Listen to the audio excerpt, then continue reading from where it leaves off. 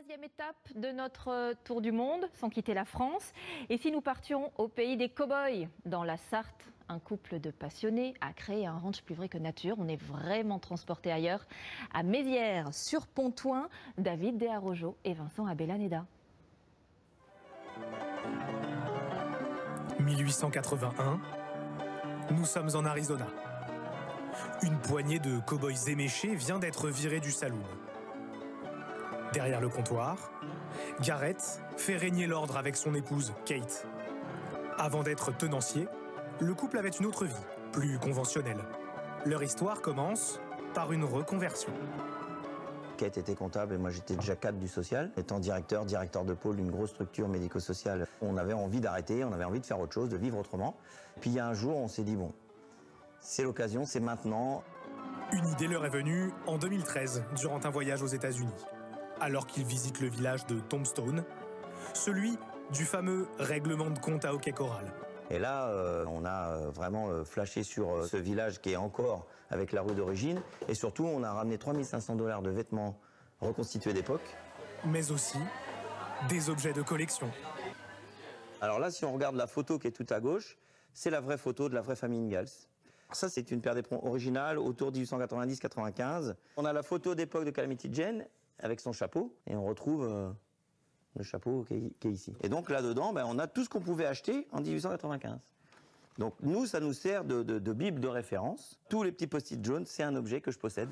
Largement suffisant pour décorer leur nouvelle propriété. 2 hectares, dans un ancien corps de ferme qu'ils retapent avec leurs enfants. Pièce par pièce, le couple reproduit fidèlement un village du Far West, un sens aigu du détail. Mais alors, vraiment très aigu. Est-ce que Kate et Garrett, c'est vos vrais prénoms? Alors maintenant, oui, puisqu'on a fait changer notre carte d'identité, mais effectivement, on a pris des nouveaux prénoms qui collaient à notre nouvelle vie. Impossible de connaître leur ancien nom. Ils préfèrent garder le secret. Un rôle qu'ils incarnent aujourd'hui devant les visiteurs.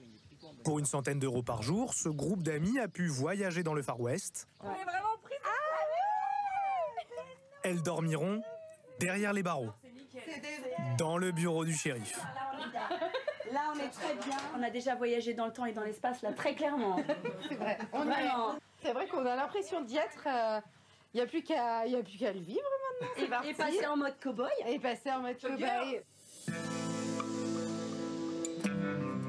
Enfin libre.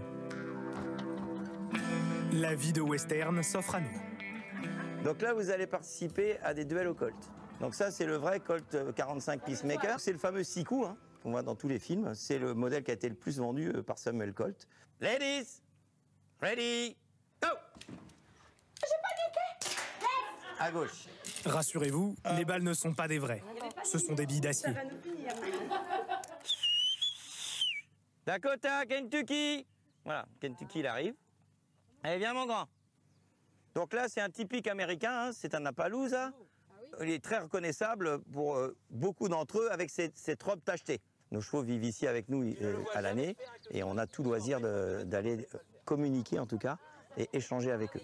Bonsoir. C'est la vie qu'on a rêvée et c'est la vie qu'on s'est faite. Et c'est vrai que les gens nous regardent un peu bizarrement parce qu'on est habillés d'une certaine façon, mais en fait nous, on s'en rend même plus compte parce que c'est tellement une habitude pour nous de vivre comme ça que même si les gens nous regardent, on se demande même pourquoi ils nous regardent. Une autre philosophie. Quand vient le soir, autour d'un feu, chacun se rêve chasseur de primes, cow-boy ou hors-la-loi. La vraie vie peut attendre jusqu'à demain. Mais comme d'hab, championne.